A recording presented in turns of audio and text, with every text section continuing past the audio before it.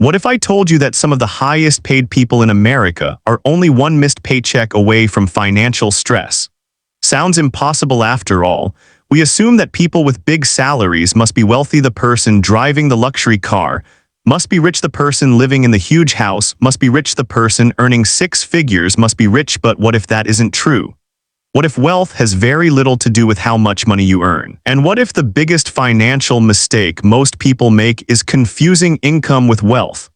Because according to Robert Kiyosaki, author of Rich Dad, Poor Dad, income and wealth are two completely different things, and understanding that difference can change your financial future forever. Let's start with a simple example. Imagine two people. The first person earns $250,000 a year. The second person earns $75,000 a year. Most people immediately assume the first person is doing much better financially, but let's look closer. The person earning $250,000 spends almost everything. They have a large mortgage, a luxury vehicle, payment credit card, debt, expensive vacations, designer clothing, and a lifestyle that consumes nearly every dollar they make. Now imagine the second person. They live below their means. They invest consistently. They buy assets. They avoid unnecessary debt, and every year their investments continue growing. Fast forward 10 years. Who is actually wealthier? The answer may surprise you. Because wealth is not measured by how much money comes into your life, it's measured by how much money stays in your life. That's a lesson most people never learn from a young age. We're taught to focus on earning, study hard, get good grades, find a good job, work hard, get promoted, earn more money, but almost nobody teaches us what to do after we earn it, and that's where many people get stuck. They spend their entire lives increasing their income while neglecting their wealth. As a result, they become high-income earners instead of wealthy individuals, and there is a huge difference. A high-income person must continue working to maintain their lifestyle. A wealthy person owns assets that continue producing income. One depends on labor, the other depends on ownership, and ownership changes everything. Think about the wealthiest people in the world. Most didn't become rich because of salaries. They became rich because they owned something: a business, stocks, real estate, intellectual property. Ownership creates leverage, and leverage creates wealth. This is one of the most important concepts in personal finance. Your job can provide income, but assets create wealth. Income pays the bills, assets create freedom. Income is active, wealth is productive. That's why wealthy people often focus less on spending and more on acquiring assets. Every dollar has a job. Instead of asking, "What can I buy with this money?"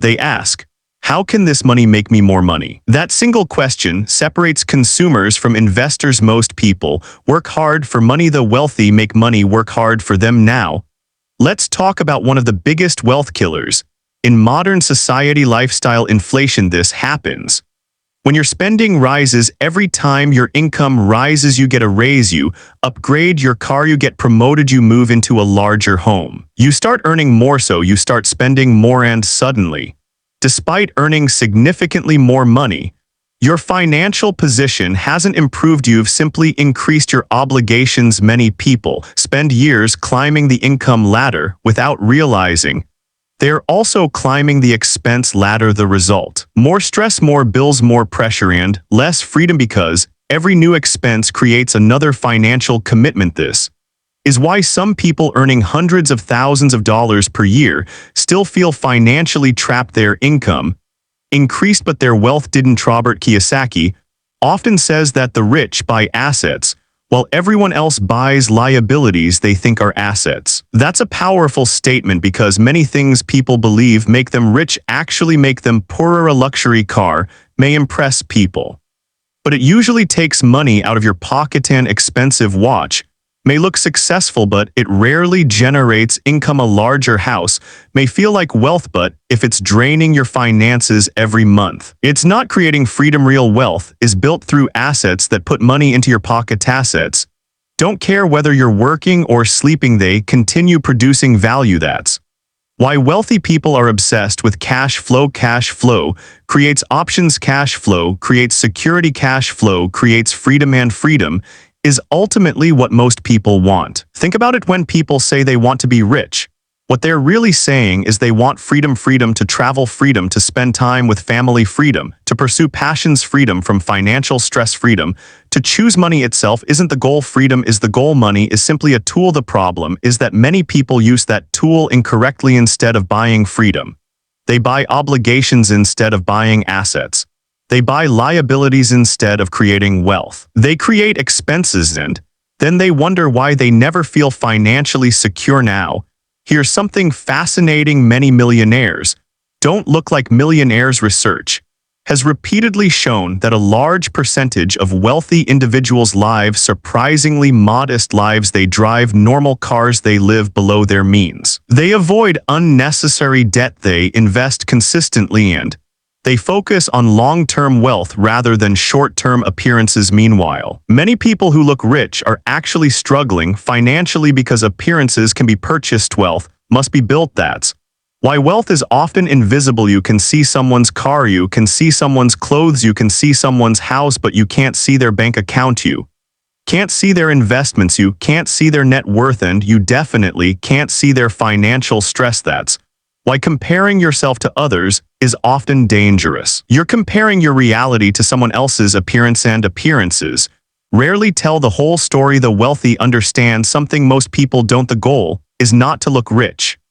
The goal is to become financially independent. Those are completely different objectives. One requires spending, the other requires investing. One focuses on status, the other focuses on freedom. One impresses strangers, the other improves your future. And over time, those small differences create enormous results. Imagine investing just a portion of every paycheck for decades. At first, the progress feels slow, the numbers seem small, the results seem insignificant, but then something incredible happens. Compounding begins working. Your investments start generating returns. Those returns generate additional returns, and over time, growth accelerates. What once seemed impossible becomes inevitable. This is why time is one of the greatest wealth-building tools in existence. The earlier you start, the more powerful compounding becomes, and that's why wealthy people think differently about money. They don't focus only on today's income, they focus on future cash flow. They don't focus only on spending, they focus on ownership. They don't focus only on earning, they focus on building, because they understand a simple truth: income can make you comfortable, but wealth can make you free at the end of the day. The most important lesson from Rich Dad Poor Dad isn't about becoming a millionaire overnight. It's about changing the way you think. It's about understanding that wealth is not the same as income. If you earn a lot and spend it all, you're not rich, you're simply a high-income spender. True wealth begins when your money starts working harder than you do, when your assets generate income, when your investments grow, when your cash flow increases, when your dependence on a paycheck decreases. That's when financial freedom begins. And that's why the question isn't how much money you make. The real question is how much of your money stays, how much of your money grows, and how hard is your money working for you. Because income may determine your lifestyle today, but wealth determines your freedom tomorrow.